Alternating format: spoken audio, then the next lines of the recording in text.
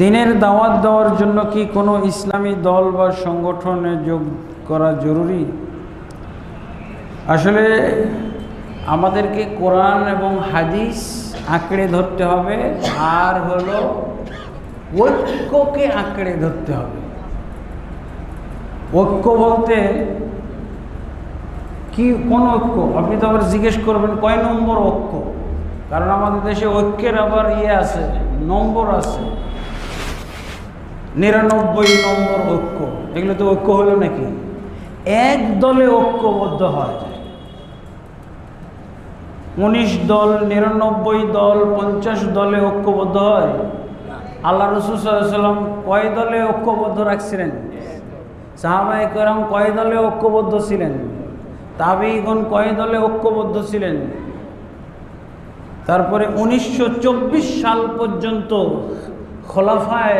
খোলাফারা কয় দলে জনগণকে ঐক্যবদ্ধ রাখছিলেন? এক দল। 1924 সাল পর্যন্ত ইতিহাস হলো এক দলে ঐক্যবদ্ধ থাকা।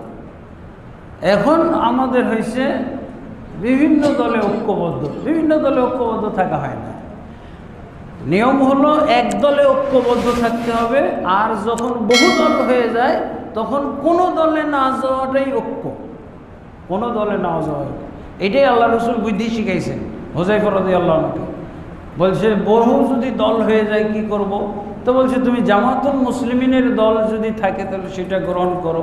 বলছে জামাতুল মুসলিমিন যদি না থাকে, এক দল আর এক ইমাম যদি না থাকে, ফাইন লাম তাকুন লাহুম জামাতুন ওয়ালা ইমাম, যদি তাদের এক দল আর এক ইমাম না থাকে তখন কি করব? এক দল আর এক ইমাম না থাকে, তার অর্থ কি বুঝাইতে চাইছেন? বহু দল আছে। পরের রসুলের উত্তর থেকে বোঝা যায়, রসুল যে উত্তর দিচ্ছেন সেই উত্তর থেকে বোঝা যায় হুযায়ফার প্রশ্নের অর্থ হলো এই, যদি এক দল আর এক দল এক ইমাম না থাকে, তার অর্থ হলো বহু দল এবং বহু ইমাম যদি থাকে তাহলে কি করব? আল্লাহ রাসূল সাল্লাল্লাহু আলাইহি ওয়াসাল্লাম বলছেন, জবাবটা শুনেন, ফাতাজিল তিলকাল ফিরাকি কুল্লিহা। এক দল আর এক ইমাম না থেকে যদি বহু দল আর বহু ইমাম না থাকে, তাহলে তুমি সাহাবী, আমার পরামর্শ হলো, নবীর পরামর্শ সাহাবীকে যেটা দিলেন সেটা হলো কি, কোনো দলে যাবে না, সবগুলোকেই ত্যাগ করবে। তো সাহাবীর যুগেই এরকম হওয়ার সম্ভাবনা, সাহাবীর যুগে যদি এরকম হওয়ার সম্ভাবনা, তাহলে 1400 বছর পরে কি সাহাবীদের চাইতে বেশি পরহেজগার যুগ আসছে নাকি? এই যুগে ওরকম নাই, এই যুগে তো আরো বেশি, যে গুণেই শেষ করা যাবে না। হানাফিদের জামাত কত, গুণে শেষ করা যাবে না। একেবারে হিজবুত তাওহীদ পর্যন্ত এসে ঠেকেছে। হিজবুত তাওহীদ, হ্যাঁ, হানাফিদের লেটেস্ট দল হিজবুত তাহরীর, হিজবুত তাওহীদ।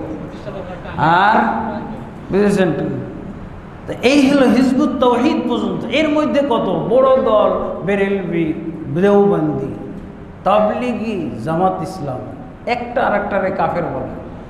আহলে হাদিসের মধ্যে গণনা করা যায়, আর হানাফিদের মধ্যে গণনা করা অগণন, অসংখ্য। আর আহলে হাদিসের মধ্যে গণনা করা যায়, এতটুকু পার্থক্য আছে যে এখন আপনি গণনা করতে পারবেন না। আরেকটা পার্থক্য হলো যে এক দল আর এক দলকে কাফের, মুশরিক, গুমরাহ বলে না, তাই না? আর দেওবন্দিকে বলতে শুনবেন বেরেলভিরা কাফের, বেরেলভিদেরকে বলতে শুনবেন দেওবন্দিরা কাফের। আর উভয় দলকে বলতে শুনবেন কি, জামাত ইসলাম কাফের। আবার এখন তাবলিগ জামাত আর দেওবন্দি একই, কিন্তু এদের মধ্যে আল্লাহ বানাই দিয়েছেন এক দল আর এক দলকে কাফের বানানোর জন্য বানাই দিয়েছেন আল্লাহ। সাদওয়ালারা কওমি জুবাইরওয়ালাদেরকে বলছে কাফের, জুবাইরওয়ালারা বলতেছে সাদওয়ালারা কাফের।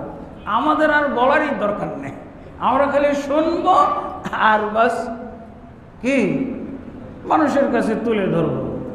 জুবাইরওয়ালারা সাদওয়ালাদের কাফের বলছে, সাদওয়ালারা জুবাইরওয়ালাদের কাফের বলছে। আমাদের তো সুবিধা, কিন্তু আমাদের নিজেদের বিধান দেওয়া দরকার নাই। তবে আহলে হাদিসের মধ্যে দলাদলি আছে, কিন্তু কাফের বলা নাই। গণনা করা যায়, আর ওদেরটা গণনা করাই যায় না। কত যে আছে। এখন দেখা যায় হিজবুত তাওহীদ এইদিকে সবাই কাফের বলছে, দেওবন্দিও কাফের বলে, বেরেলভিরাও বলে, জামাত ইসলামও বলে, তাবলিগেরও বলে।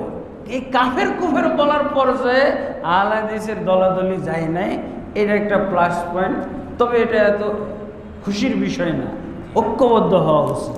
ঠিক আছে, সবাইকে ঐক্যবদ্ধ হওয়া। আবার বেশি ঐক্য ভালো না, বুঝেছেন না? একবারে শিয়ার সাথে ঐক্য, খারেজিদের সাথে ঐক্য, সবার সাথে ঐক্য হওয়া এটাও ঠিক না।